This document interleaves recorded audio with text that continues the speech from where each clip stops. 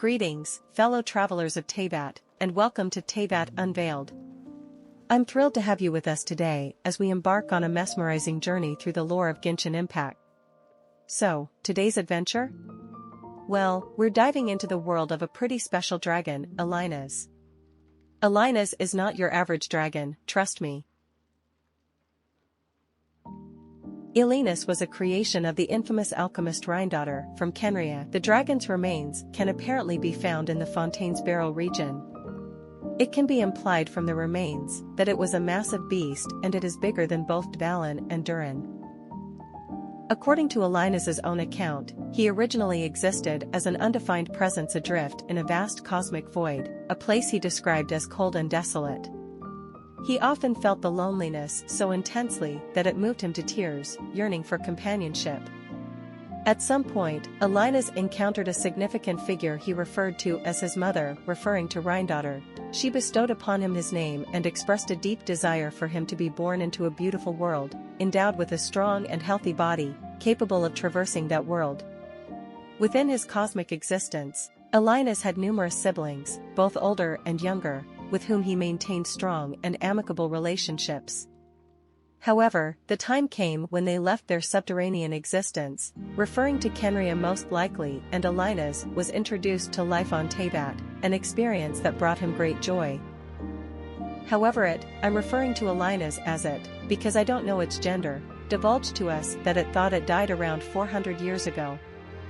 Currently we can meet and interact with Elynas via a quest called the Ancient Colors, accessible when we interact with the Melusines, surrounded by a couple of eremites in Maruzha village in the Barrow region of Fontaine. Oh, and we meet Elynas not in its original form but its incorporeal form or spirit form. And it took the form of a Melusine.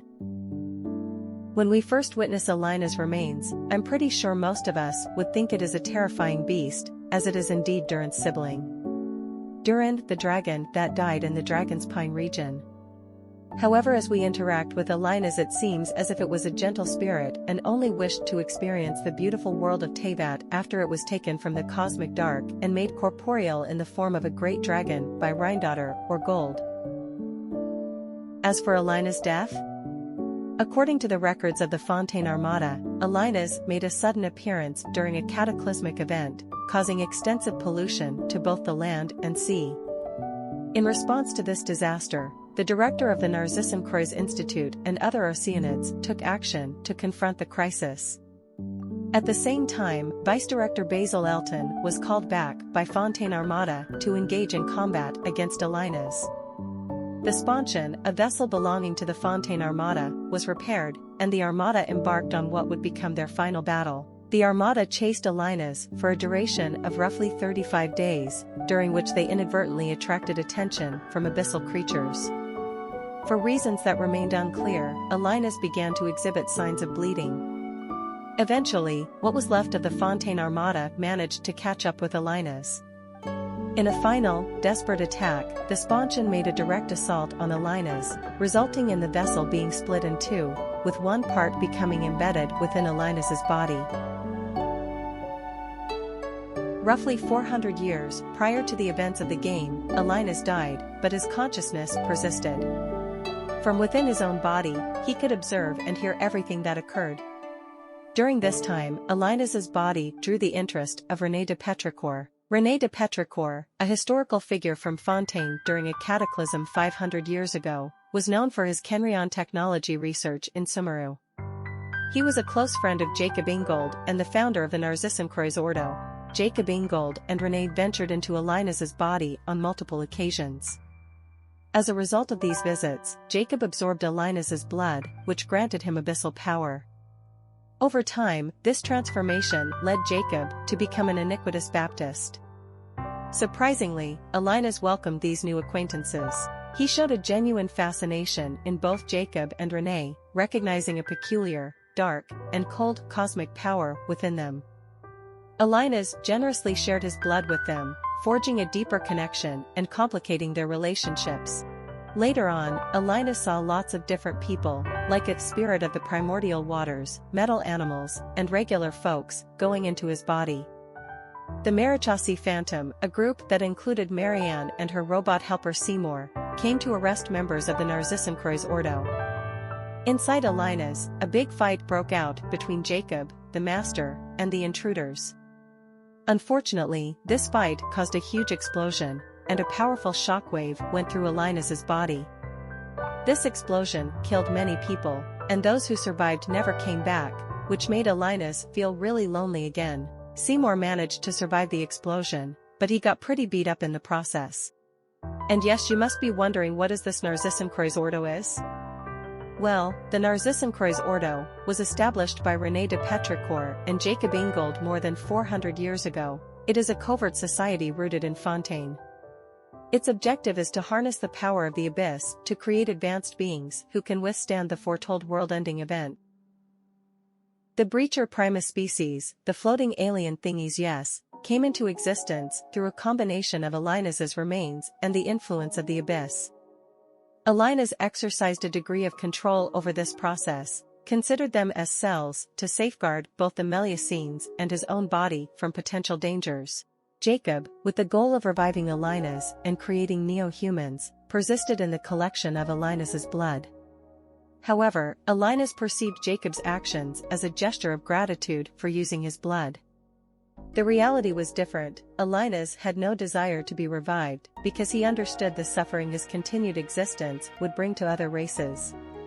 His revived form would inadvertently harm the homes of the Melusines. To gather Elynas's blood peacefully, Jacob hired eremites to purchase paintings containing Elynas's blood from Mimir. This plan took an unexpected turn when the traveler, by chance, encountered Mimir during their explorations in Fontaine, unintentionally disrupting Jacob's intentions. While Mimir was busy fixing Seymour and gathering paint, an unexpected encounter occurred. They found themselves face to face with Jacob, and together, they successfully defeated him just in time to prevent the reactivation of Elynas's heart. As they prepared to leave, Jacob resorted to casting a sealing spell on the traveler, all while attempting to restart Elynas's heart. His sinister motive was to unleash monsters and utilize Elynas's digestive system to cause harm to others. Amidst the ensuing chaos and battle, Seymour took on the Rift Wolves. Elynas, in a surprising turn of events, had one of the Breacher Primus entities release the traveler, and they fought alongside Elynas to thwart any attempts at restarting his heart. In an act of gratitude, Elynas had Mimir create a painting as a token of appreciation.